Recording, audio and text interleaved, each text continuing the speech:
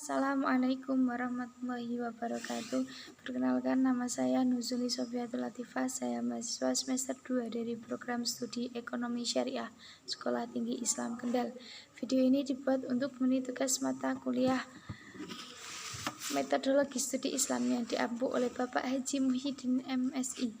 Adapun video kali ini membahas tentang perkembangan pemikiran Islam pada abad modern. Pemikiran modern dimulai sekitar abad ke-17 Masehi hingga sekarang dengan munculnya tokoh-tokoh pembaharu di kalangan Timur Tengah, Saudi Arabia, dan Mesir.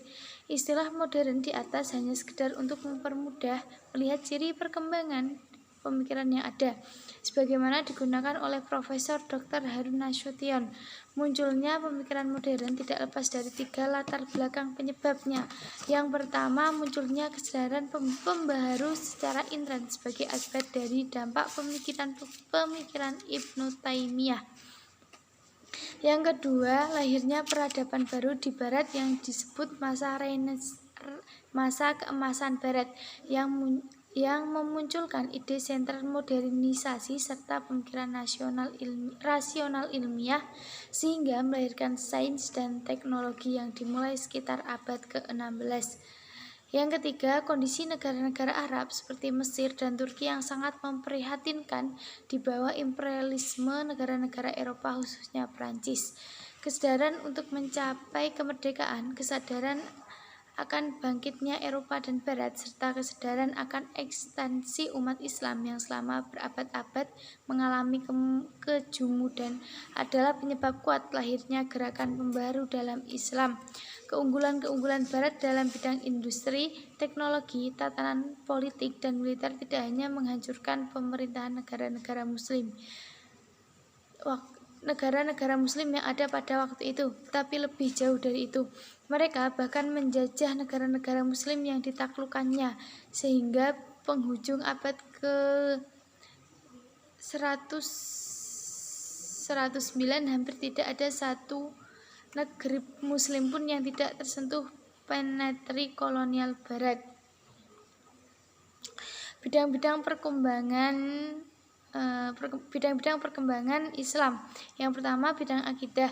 Salah satu pelapornya dalam dunia Islam adalah aliran yang bernama Wahhabiyah yang sangat berpengaruh di abad ke-19. Tokohnya adalah Muhammad Abdul Wahhab tahun 1703 sampai 1787 Masehi yang berasal dari Najd, Saudi Arabia. Pemikiran yang dikemukakannya adalah upaya memperbaiki kedudukan umat Islam dan merupakan reaksi terhadap paham tauhid yang terdapat di kalangan umat Islam saat itu. Yang kedua, bidang ilmu pengetahuan. Islam merupakan agama yang sangat mendukung kemajuan ilmu pengetahuan. Oleh karena itu, Islam menghendaki manusia menjalankan kehidupan yang didasarkan pada rasionalitas atau akal dan iman. Kemudian bidang politik. Ide politik yang pertama muncul yaitu pan-islamisme atau persatuan Islam sedunia yang digencarkan oleh gerakan Wahhabiyah dan Sanusiyah. Setelah itu diteruskan dengan lebih gencar oleh tokoh pemikir Islam yang bernama Jamaluddin Al-Afghani pada tahun 1839 sampai 1897